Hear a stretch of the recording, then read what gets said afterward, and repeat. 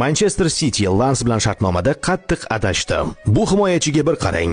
Chelsea ga qarshi o'yin boshlangandan atigi 2 daqiqa o'tib u xatoga yo'l qo'ydi va bu golga sabab bo'ldi. Jamoa a'zolari uning xatolarini to'g'rilashga majbur bo'ldi. Internetda esa u haqida xunuk memlar bosib ketdi. Lekin xatolar haqiqiy jangchilarni tarbiyalaydi va bu yigit haqiqiy yirtqichga aylandi. O'sha kundan boshlab u butunlay o'zgardi. Vinicius Juniorni to'liq yanchib tashladi. Ha, aynan Viniciusni Bernabeuda. U nafaqat Viniciusni ushlab turdi, balki Real Madrid himoyasini uyatga ham qo'ydi.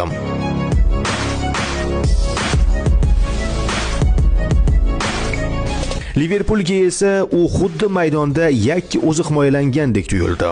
U har yerda edi. Mana bu to'pni olib chiqishiga qarang. Bu shunchaki fantastika. U buni qanday qildi?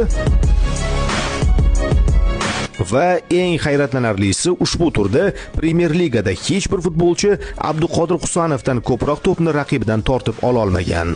12 marta.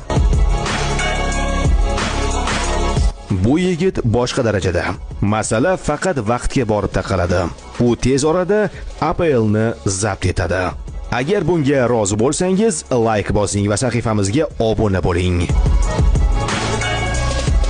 Manchester City Lens bilan shartnomada qattiq adashdi. Bu himoyachiga bir qarang. Chelsea ga qarshi o'yin boshlangandan atigi 2 daqiqa o'tib u xatoga yo'l qo'ydi va bu golga sabab bo'ldi. Jamoa a'zolari uning xatolarini to'g'rilashga